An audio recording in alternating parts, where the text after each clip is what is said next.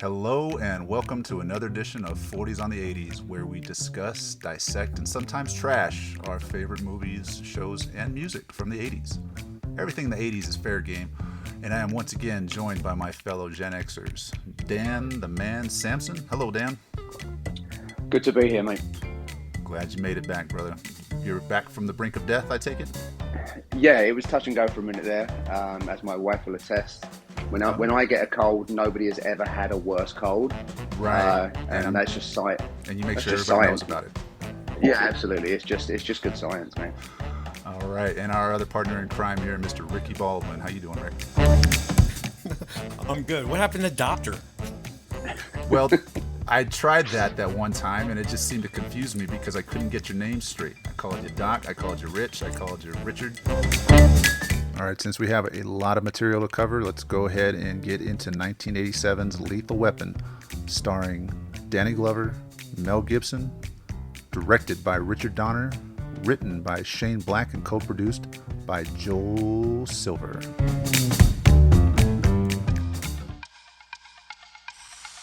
He's a criminal's worst nightmare. A cop who enjoys the danger. No guns, no jiu-jitsu, just bring him down. Do you really want to jump?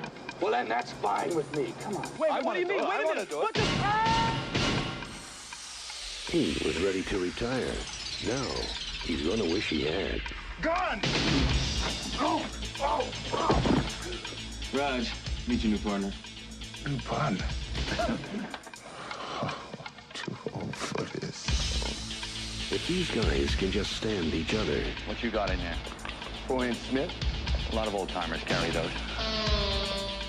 The bad guys don't stand a chance. Don't kill anybody. Don't tell anybody. I'm too old for this. Are you as good as you say you are? Nobody can touch me. Suppose we better register you as a lethal weapon.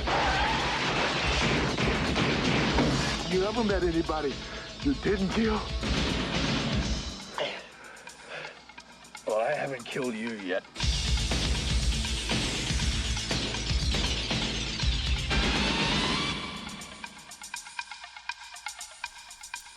You're free to give me the Doctor title, but you wanted to fight for 2 weeks with me and Dan about Patrick Swayze having a PhD in Roadhouse.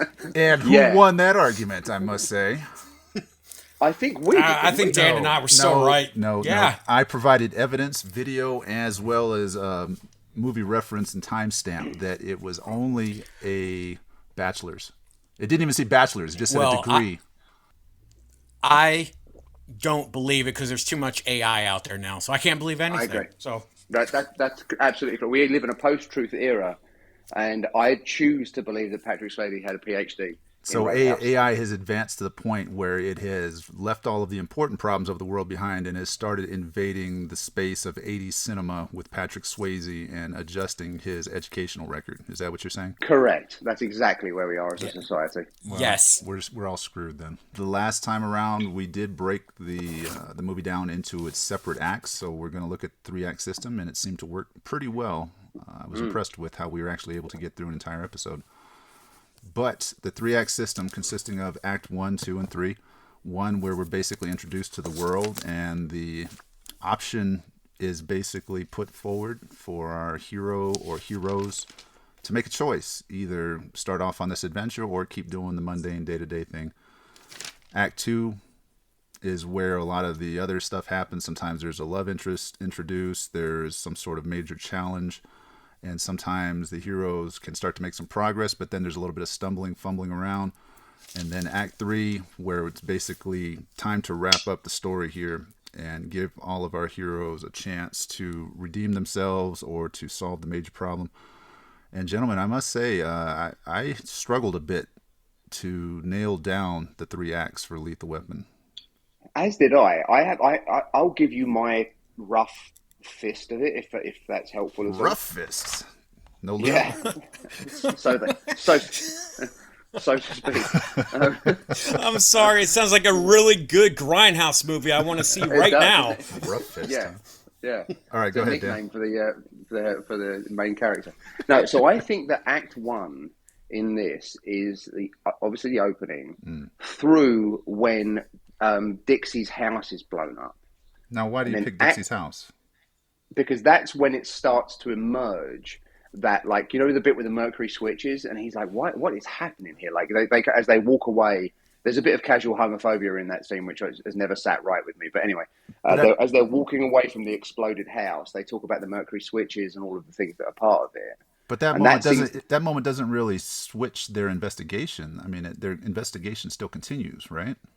No, but just stick with me on it though, right? So like right. that's the point where up to which you're not quite sure what's happening, and then I think the next act is where we pick up from there through to when they try to kill Riggs, and they realize they can play this game where he's dead. And then I think the third act is when they go out to El Mirage, where they are. They're out in the desert, right? And Riggs jumps out of the car and goes off and then hides and kind of does the sniping thing until they get discovered. But the reason why I'm saying that is I just think up to where the point when they kill Dixie, it's really not clear what's going on. So they don't know. They're not really aware of who they're investigating. But at that point, they're like, oh shit, we're dealing with some heavy hitters. Right, because they start talking about, like, this is really crazy. Like, you know, there's these seemingly unconnected people are getting killed, mercury switches, the whole thing, right? That's like a big thing. And then in that second chunk of it is when things start to come together. Like, Hunsaker is revealed as the guy at the center of it all, right? And you start to sort of understand, like, quite how far this conspiracy and this kind of organized crime goes. And then really the beginning of the end, or the beginning of the final confrontation, is precipitated by the sequence in the desert, whereby then that fails, right? They're trying to get Rianne back, and they don't do that, and then they end up in the basement of the nightclub and Riggs is getting tortured and all this sort of shit. So you would say the end of Act 2 is basically the culmination of the scene at the dry lake in the desert. Correct. When he puts the gun next to when McAllister puts the gun next to Riggs' head and goes, "Don't try it, kid. You're not that fast." So Act 3 basically begins with the torture sequence leading up to the final fight. Yeah. Okay. That feels like, for me, where things fall most logically, for me at least, boys. I mean, like, feel free, obviously, to disagree. But... What do you say, Rick? Rough Fist Rick concurs. Rough fist? Like, are you the roughest or are you the rough fist? Oh, I don't know. Nice. He came up with it. I'm just running with it. Well, that's what I mean. You just kind of have to enunciate at different points here to really identify. Are you the roughest or are you the rough fist? I don't know. I'd like to hear, like, Christopher Walken do it. Well, the first thing we have to explore is your fist really rough? Yeah. Or perhaps it's really smooth with baby powder and lotions? I don't know. Is it a rough fist? We can get all three of us talking like Christopher Walken. This would be a long podcast. We should probably go to the window scene in the beginning of the movie since we haven't arrived there yet. The window scene at the beginning of the movie. So we've got our 3 acts nailed down. Let's try and stay within it. And I will say that the last time that I watched this film, I was watching it with more of a analytical eye, and the questions just poured freely, like the beer flows in Capistrano. But the beer flows like wine. Yeah. Oh, see, there you go. Thank you. So the movie opens up. We see like a lot of the same type of font that kind of reminiscent of Richard Donner's other film, Superman. So very dramatic. Yes. It's playing some Christmas music, kind of establishing the time of year.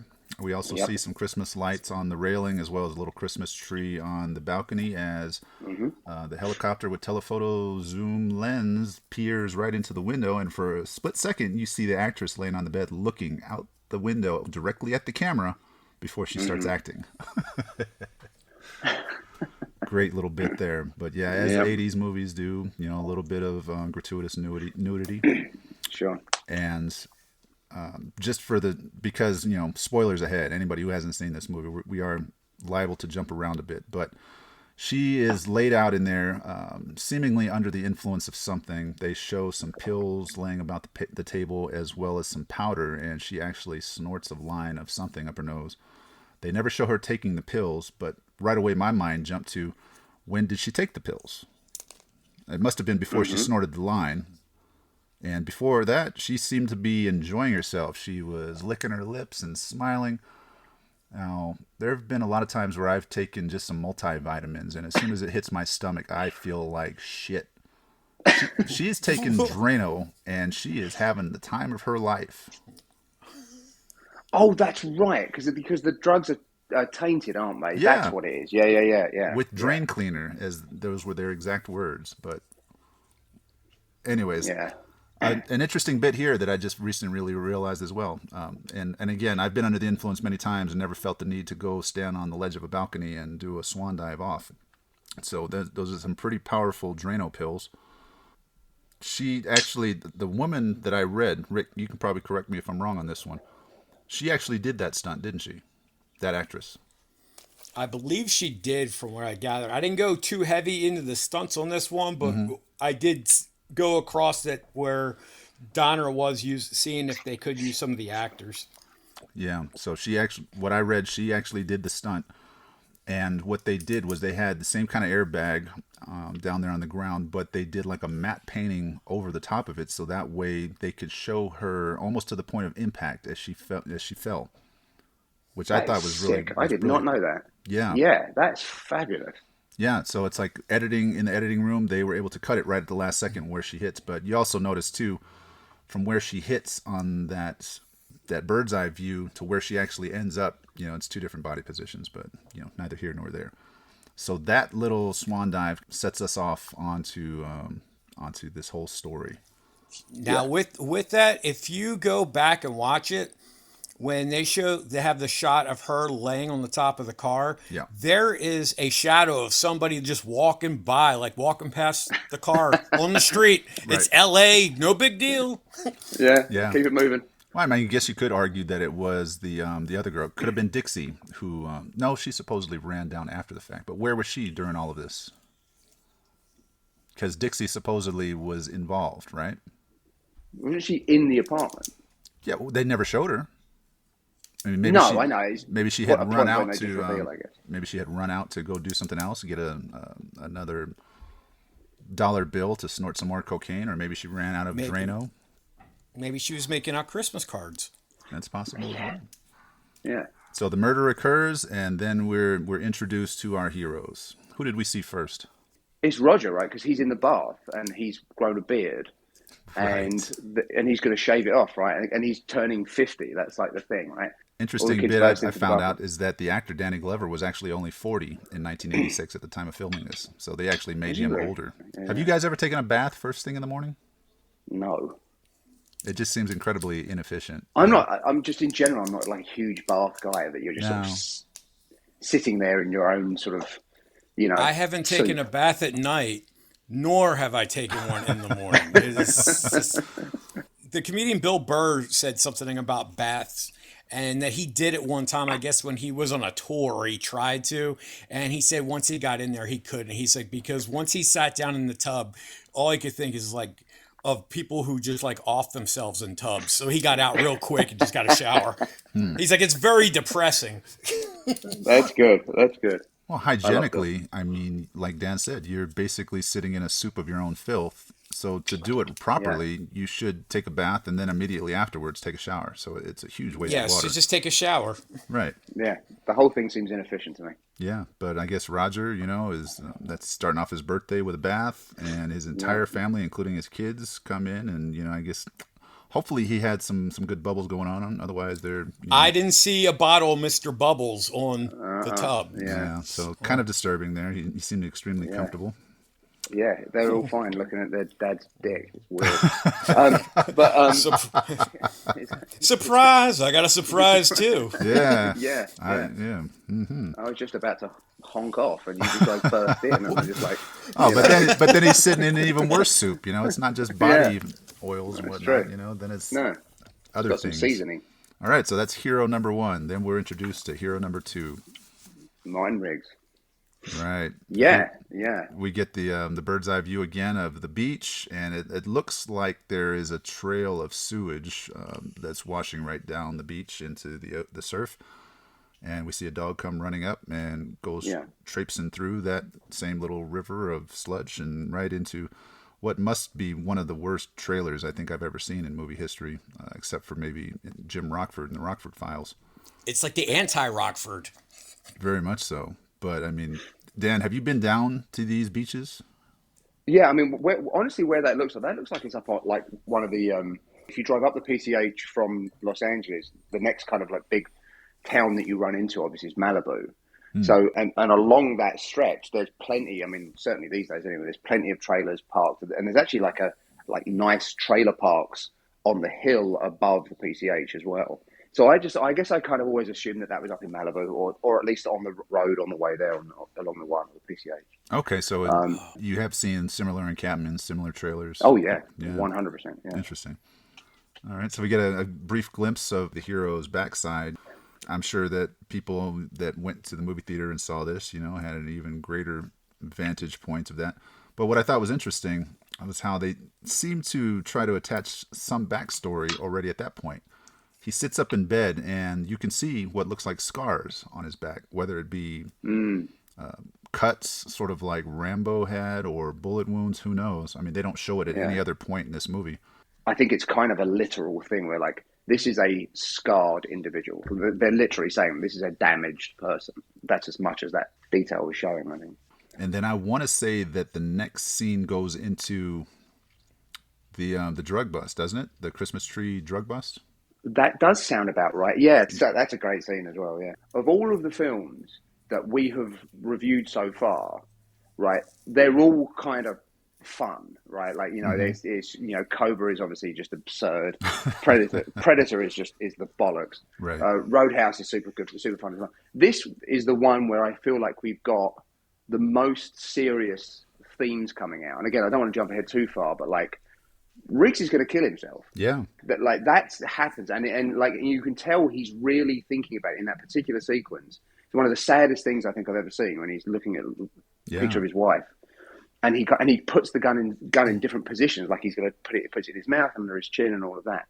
There's loss of a loved one, there's PTSD, there's suicidal, ideation. There's all of these things that are happening. It's the most, I think, outside of First Blood, of this kind of crop of action films. Yeah. Like, it's probably the most serious one. Definitely gets funnier as it goes along. Certainly at the beginning, you're like, fucking hell. I agree with you. With that kind of emotional breakdown that we see the hero actually go through. You're right.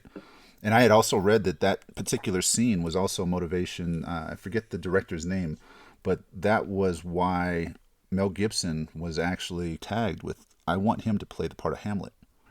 Yeah, the dark elements that are still in this movie, Shane Black, when he wrote the script, wanted to make it in the vein of like being dark and rough, kind of like Dirty Harry. He actually had a scene too where there was like an explosion of a truck with cocaine, and the cocaine was snowing down on the Hollywood sign because it was a Christmas movie. Yeah.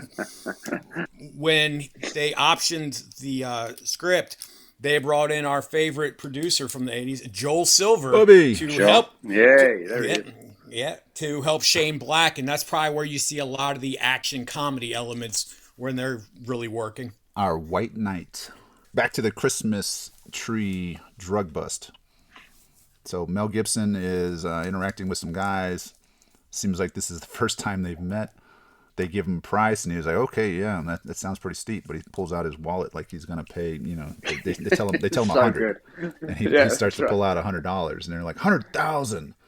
Yeah. It's such a great scene. He pulls out his badge, and they're like, "Whoa!" And he's like, "Yeah, I'm a cop. That's a real badge, and this is a real fucking gun." They start laughing at that point because they think that he is crazy. Yeah, which doesn't seem like a logical thing to do. Like, great joke. You got us there. Quit kidding us, you kidder. Yeah. And then there's a guy who is hiding in the truck who pulls out a shotgun. Mel Gibson shoots that guy and then does this famous little roll while he's shooting other people. I got a kick out of this. I was actually watching it this morning. As his responding units pull up, the first guy that gets out of the car to help him stops to put on his jacket. In the midst of gunfire. Riggs, you all right? Hold on, let me put this jacket on. It's a little chilly out. Bit chilly. That's the only view we get of Riggs in his narcotics world. I think shortly after that, we see the psychiatrist in the LAPD talking to the lieutenant or the captain or whatever. And she's like, "This guy's on the edge. He can't be trusted." You know, they're having this confidential conversation in the middle of the hallway where a bunch of other cops are wandering around singing Christmas carols. She kind of went against the confidential acts and like HIPAA, because there's like a couple times where she's just expressing to it to like anybody that wants to listen to her. Yeah, and she probably shouldn't be licensed to practice, in my opinion. Yeah. The lieutenant's like, so he's suicidal, but you know he can still work. He can still do the job. You know what? If he offs himself, then we can say I was wrong. And then he goes into the men's room with the male symbol on there, and he like stops her. I don't think that would work this day and age. That's right. And he goes, "Hey," kind of points at the males, right? You know, points at the male thing. Here's a connection point for a couple of these actors as well. The captain to Danny Glover, another connection point here. He's in one of the opening sequences in Predator 2. He's one of the commanding officers in that gunfight at the very, very beginning with the gangs and the cops when you first see Danny Glover. And you've got the guy with the 2 handheld Uzis and all that kind of stuff. That guy is there. He's like talks to Danny Glover and gives him the situation. Wow. He's also the main card dealer in the Mel Gibson version of Maverick. I am so glad you brought that up because it completely slipped my mind, but I loved the cross-universe reference in Maverick where there's the robbery going on, Danny Glover with a mask over his face, and Mel Gibson as Maverick, you know, kind of pulls the mask off of his face, and the two of them look at each other like, nah. And even in that moment, that kind of melancholy guitar lick that goes, doo, that plays. The same guitar lick. When he pulls it. Yeah, it does. The same 2 notes. Doo. Maverick is another great movie. I don't believe it was 80s, but that would definitely be one I would talk about at length. Thoroughly. I was sad they didn't make more of those. Yeah. Because that ended with the suggestion that there was going to be more because Jodie Foster makes it away with the money at the end, doesn't she? She does. And him and James Garner are sitting in their sort of steel bathtubs, and it sounded like they were going to make sequences, but then sequels. But then I guess maybe Mel wanted to go in a different direction. We're in the police station. We're violating HIPAA rights. The lieutenant is telling the ladies to stay out of the men's room, and we get to see Roger Murtaugh in his what looks like an office. He's kind of getting some back brief on things, and then he's told that he's going to have a new partner, which he doesn't seem too thrilled about. He's told some burnout on loan from narcotics.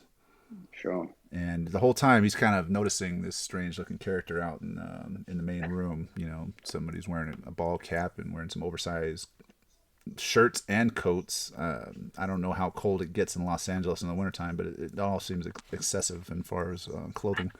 Red, it's because he carries concealed. Well, it's not concealed whenever he gets bored, he pulls his gun out and starts looking at it. He's at home in the police station. All right, so Rick, you and I both with military law enforcement background.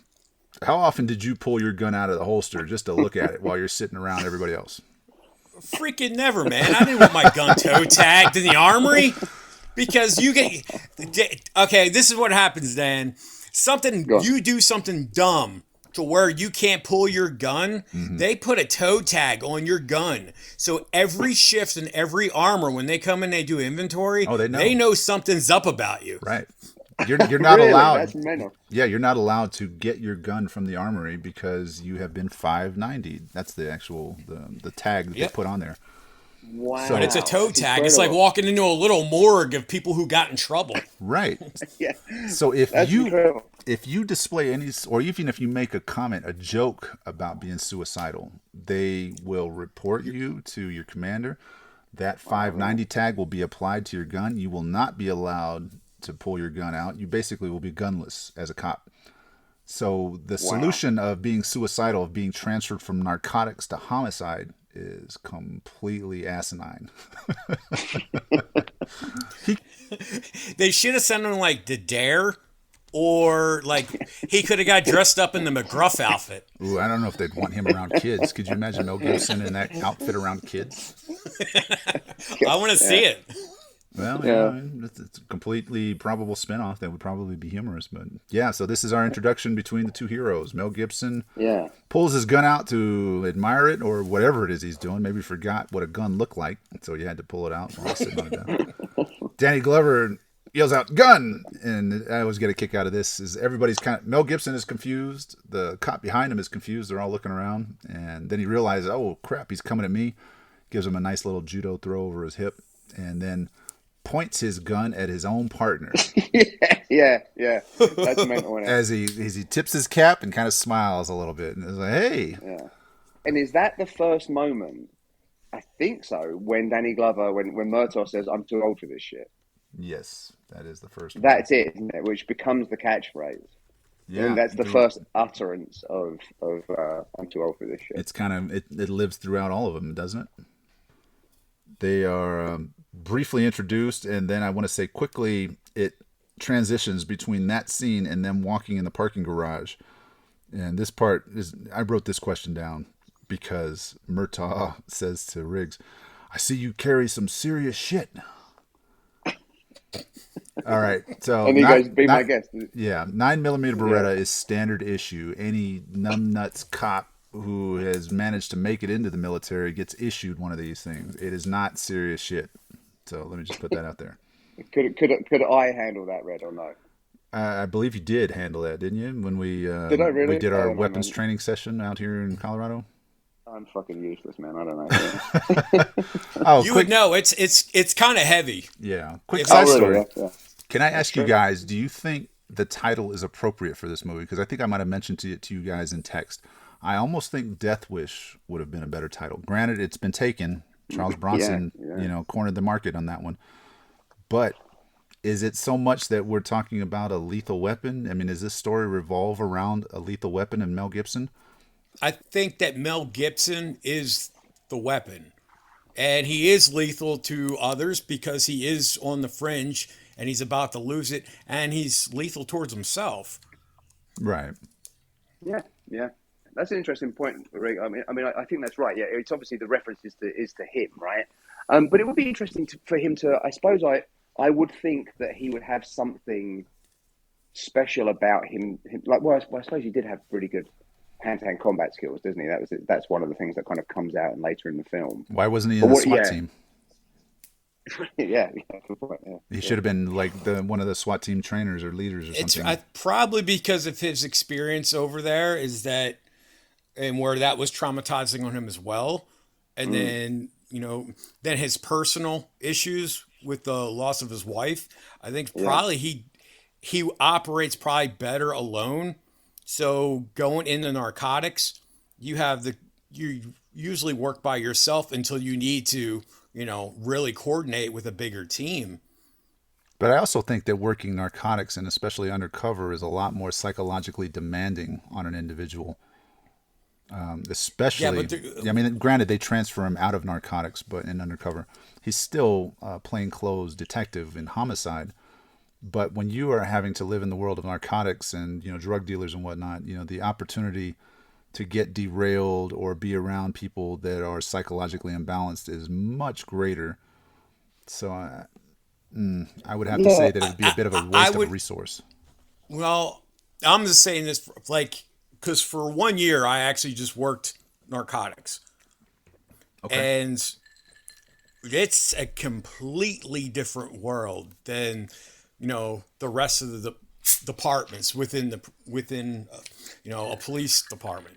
And you're by yourself and you're coordinating, but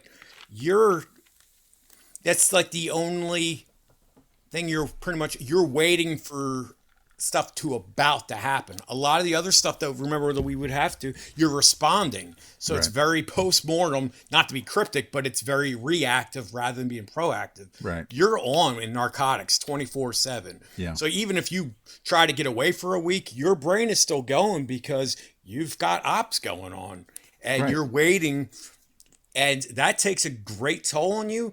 But that time by yourself when you're doing it you kind of need that. And I found it to be beneficial at times because I needed to get my mind in check for what I was doing, but also be able to relate to like my friends and family and, the people I work with. So it's method acting, and you're using your real experiences to try to build that character, right? Yeah, and then when you're doing it, it's just like you being, big into the gym. It's muscle memory. You do that day in, day out, your whole body just gets used to it, brain and body. So Okay. that's how he knows how to operate in those weird, stressful conditions where nobody else. Maybe he'd be a great candidate for the zombie squad. I really think you've hit upon something very interesting about the character of Riggs, in that like he can't really work in a team environment because he's too unpredictable, right? He's too like there's too much happening there that he can kind of spin off in an unexpected direction. So he wouldn't work as part of a SWAT team. But the solo nature of narcotics work is sort of perfect for his personality, and he has to pretend to be somebody else every day.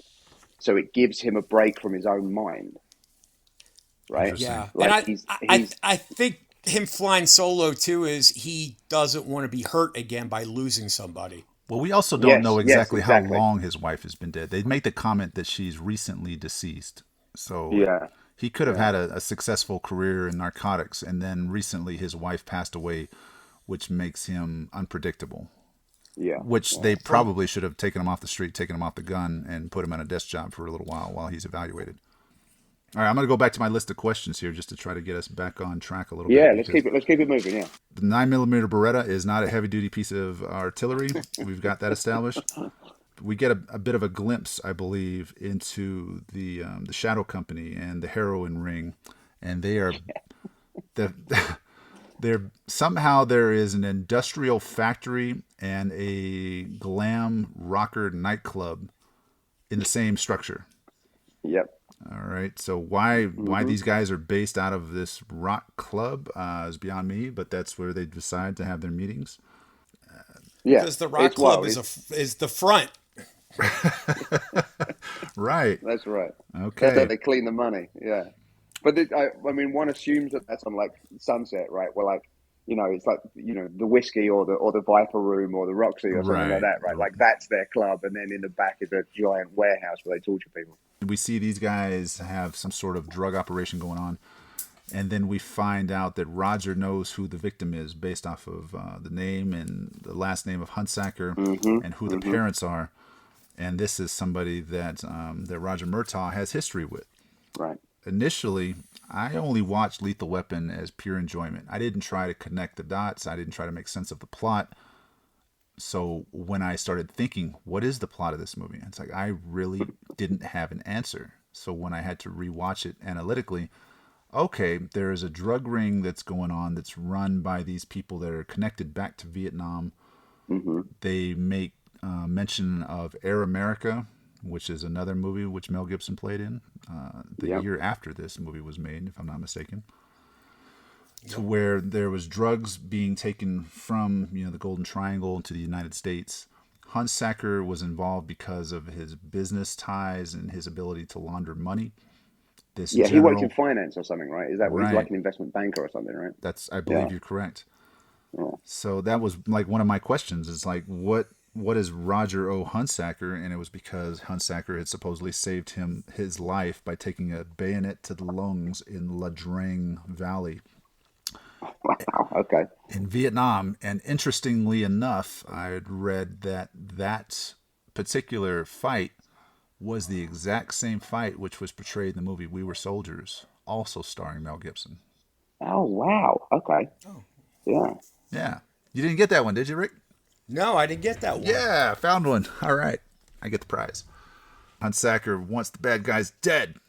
It's like, you're a cop. Kill him. Kill him. He's in a public place, telling Roger that, you're a cop. I want you to kill these guys. Of course, that Roger, even if he wanted to, he'd be an idiot to agree with him in public in front of all those people. Yeah. Now You got it, Raj. Yeah, you got it. Absolutely. Now, he knows who all of these guys are. He probably knows their home addresses and phone numbers, but yet he gives a vague description. I want you to get these guys. I want you to kill them. All right. Well, give me a starting point here, Huntsacker. Instead, he just gives him this vague, sort of directive in a public place, and we don't get any more from that. Maybe that's just the filmmaking at work here. Red, I want to make one note. Go ahead. Before you move on, about Tom Atkins, the actor. He is by far one of the most underrated actors out there. I knew you couldn't resist this one. I love Tom Atkins. So from because, the Fog, Creep Show, there we go, horror, Escape from New York. Oh yeah, Halloween 3. He's from Pittsburgh, and he's just a down to earth, cool guy. And then somehow we transition to them driving around again. It's funny how there is no real linear thought or investigation going on here. Something happens, and then they're driving around talking, having a hot dog, and then they get a call. Oh, there's a jumper at such and such building. Yeah. They pull up, and what I found interesting here too, they park exactly where that giant airbag appears later. It's like if you watch it again, they park their car. They're looking up at the building exactly where Mel and this guy end up jumping down later on. They've already established that Mel is suicidal. Danny Glover asks him, "Are you qualified to talk to jumpers?" "Oh, I've done it before." "Right, you're nominated." You're going to let a suicidal person go talk to another suicidal person? That building, little note, that's the Emsa Tile building. You know that which building? Is like, it's on Santa Monica Boulevard. It's like right just as you get into West Hollywood. So you just you cross over from Beverly Hills. And then it's like literally just a couple of blocks into what's generally considered West Hollywood, and it's at an intersection, and that road that's right next to it is really small. Like it's just a little 2-lane road, right? Like I don't know how you would get a giant inflatable mattress down there, and more to the point, when they're on top of the thing, on top of the building, and then they're talking to each other, how you would not notice that was being inflated right below you. Right. The whole conversation up top while they're smoking cigarettes and sharing a lighter. Yeah. Meanwhile all the of a sudden guys is a glance down to notice that this is massive, huge. And if you're balloon. the jumper intent on killing yourself, you'd probably scoot around the corner of the ledge to the other side, and then the fire department or the stuntmen, whoever, I guess they have stuntmen coordinators who ride with the fire department who bring out their giant airbags. Would have had to been like, "Oh, we got to deflate this. Let's move it to the other side." This whole sequence could have gone on all day long. Yeah. He gets him down, right? And then that's when they go into that empty shop front, right? And they have the famous scene where he goes, where he puts the gun in his mouth again. And he gets like, he's going to pull the trigger, and Danny Glover puts his, Murtaugh puts his finger between the hammer and where the bullet is, right? Right. And this is one of the times where it cued me, where Riggs pulls out the bullet and shows Murtaugh. He's like, "I've got a bullet specifically for this purpose. A hollow point, so I know I get the job done." That's not a hollow point. Anybody who knows anything about ammunition knows that is not a hollow point. It is full metal jackets, ball ammunition. It's just not a hollow point. Why even throw that bit in the movie? Maybe it was in the script, and then the prop people, they just didn't coordinate. So shame on you guys. Shame on Hollywood for getting that piece wrong. But it doesn't ruin the movie by any stretch. No, I think it's one of these things where it just sounds cool, right? So it sounds like, oh wow, that's really serious, man. This guy's got an actual, but it's how dark this guy is. He's got an actual bullet. Yeah, ready for the job. When the day comes. So they get past this scene, and Murtaugh's like, "You really are crazy." And Riggs corrects him and says, "I'm hungry." So he's not crazy; he's hungry. That's right. Yeah. and then the scene after that, isn't Murtaugh's on the phone? Yes. To the psychologist. 1980s, like little cargo phone, right? Remember where they used to have to carry like a purse with a battery pack? Yeah. Continuing on, he has the phone call where he basically is just getting verification that Riggs is unstable. Does he need a phone call to verify that? I mean, he just watched this guy almost pull the trigger on a gun underneath his own chin. I think he's got all the evidence he needs. He doesn't need to call somebody and be like, "Hey, is this guy unstable?" You already know. Come on, Roger. You're a detective. Yeah. And with the psychiatrist, if she had a Twitter, she would have tweeted that out, that he was unstable to everybody, because she doesn't care about HIPAA. Yeah, fuck HIPAA. That's right. Yeah. Everybody needs to know this guy is a lethal weapon with a death wish. Which the psychiatrist is also the mom in Goonies, which Richard Donner directed. Shut up. Is she really? She is. It's right. Mary Ellen Trainor. Yeah. I was That's thinking, I true. kept thinking that she was like the reporter in Die Hard. There's some sort of similarity there. I don't know if she's the same actress or not, but that's what my mind went to. She's not. No, she's the film. You're right. She's the film producer. Is she That's really? accurate. She is. She's not the reporter because that's the guy who was in Ghostbusters. But she's Yeah. But like she was on camera as part of the news studio somewhere. Oh, sorry. You're exactly sorry. I got it the wrong way around. No, the film producer is somebody different. Yeah, that's right. She's on the TV, isn't she? That's that was my thought anyways. I didn't research that, so I could be wrong. So he makes the phone call, finds out he's unstable, and then they start driving again. Where are they going?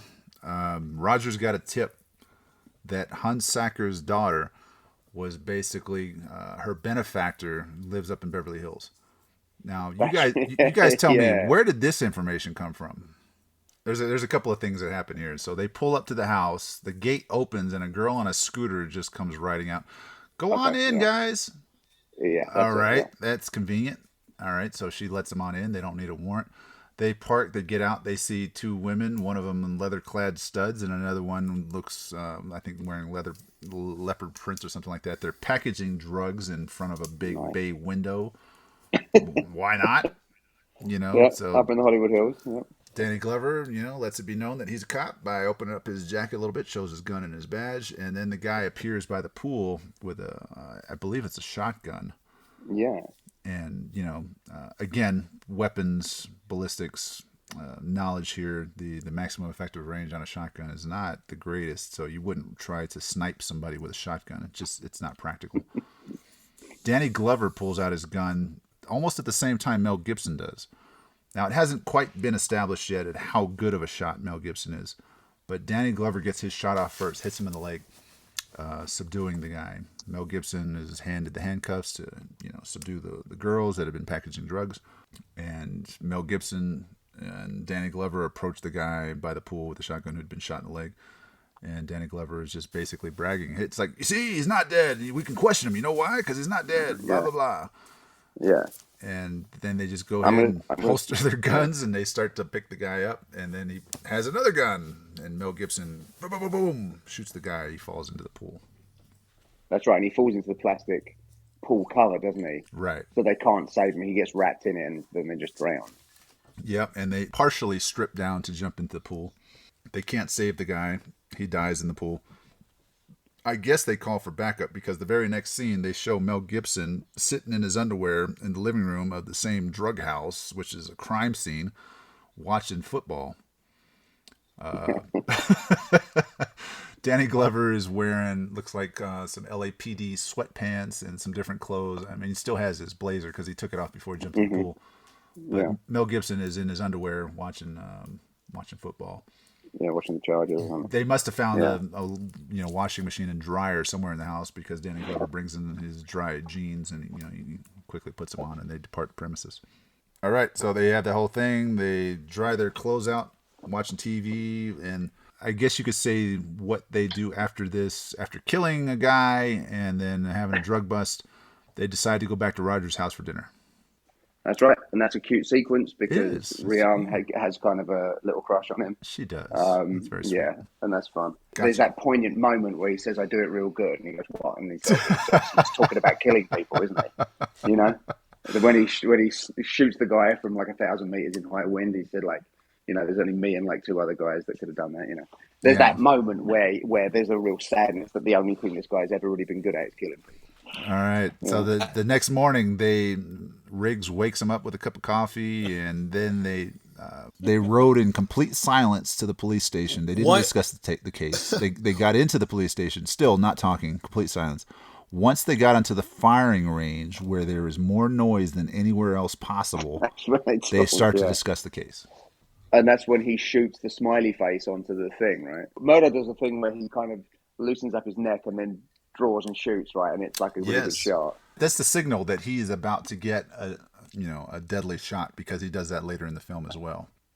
Yeah, technique-wise, Riggs is all over the place. Every time he pulls the trigger, he takes his finger completely off of the trigger. He's jerking it every fucking round that he pulls. I want to address the silence in the car. There is no silence in the car. They go directly Go from ahead, Rick. drinking coffee to the firing range. No, I want to hear this. Go ahead, Rick. Yeah. Yeah, I think the this, reason why they were quiet in the car was because they bonded. And both of those guys are, they're gruff males that are cops that are used to interacting in a certain way. And I think that where they bonded over that whole experience and the next day, now they have, a connection with each other that they don't know how to actually express themselves. Because they don't want to set themselves up to being vulnerable and being hurt. Or Riggs told Murtaugh, "You've got a hot daughter," and it was just silence until they got the phone. I like Rick's analysis here, because I think that's true, because they've now shared like a kind of a. So they really held serious hands while they're experience, driving, and maybe they put the radio station on, and they both agreed on the radio station. Like Jules and Vern. Jules and Vern. Hey. I'm in a sci-fi mood right now. Yeah. Jules and Vincent. They didn't. They were talking about BS stuff back and my forth. drink over the whole laptop. Is that what happened earlier? That's why that was, Jules and all Vern. the technical issues. Yeah, Jules and Vern. I'm with you. That you could be a partner with somebody until you go through some crap, and then you have a new respect for that person because you guys went through it together. Yeah, it's true. It's the first person they killed together, right? At the drug house, and then it's just like where we talked about before, John Wayne punching out somebody, and next thing you know, they've got a new respect for each other, and they're getting a beer. Right. I mean, in actuality, had they really had a drug bust like that and killed somebody, they would have been taken off the street. They'd be filling out paperwork, and then waiting for their court dates. They wouldn't be continuing on in this investigation. So they discuss the case, and what they discuss is that the possibility that Dixie was involved in this murder of Amanda Huntsacker, to which Riggs makes the comment, and was like, "Oh, maybe they're sleeping together." He was like, "Well, that's disgusting." That's right. Yeah, there's a couple of instances of casual homophobia in this film, which are, I mean, I've always been uncomfortable with, and that's a really weird one, because he goes, "Okay, disgusting, but okay." I just think, all right, mate, settle down. I've never encountered homophobia to where a man is not enticed by the idea of two women being together. Have you? Well, that's what I mean. I mean, it's it's suddenly it's saying something about, I don't know. It was maybe, you put it down to the time or something. I don't know, but yeah, like in the next scene, like when they go to Dixie's house, right? Yeah, let's go ahead and go there. We're at Dixie's house.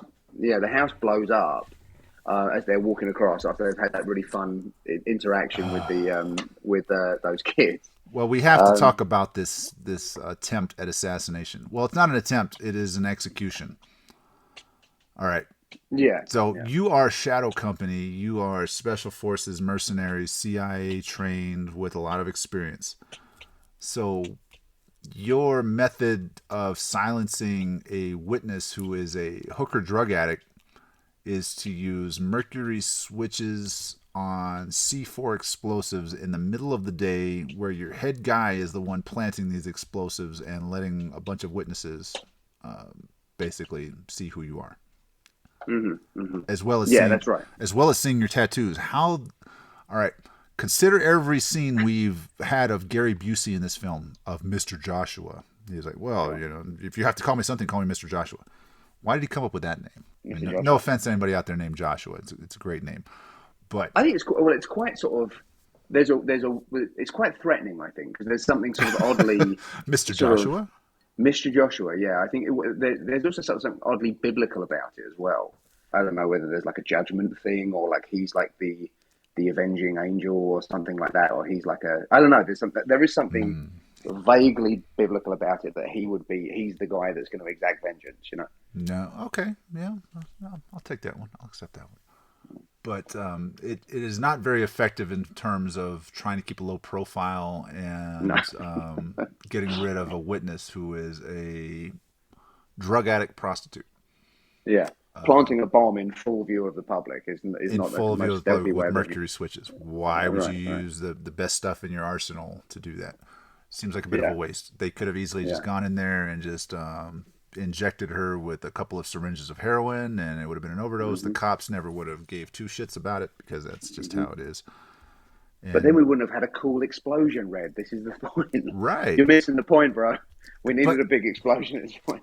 Now, correct me if I'm wrong. Was Shane Black involved in Last Action Hero, or am I thinking of John McTiernan, who was director of Predator? I want to say John McTiernan is the connection point there. Right.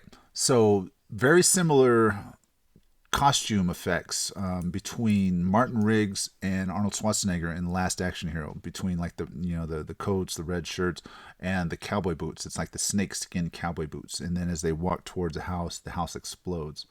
That very same sequence happened in Last Action Hero.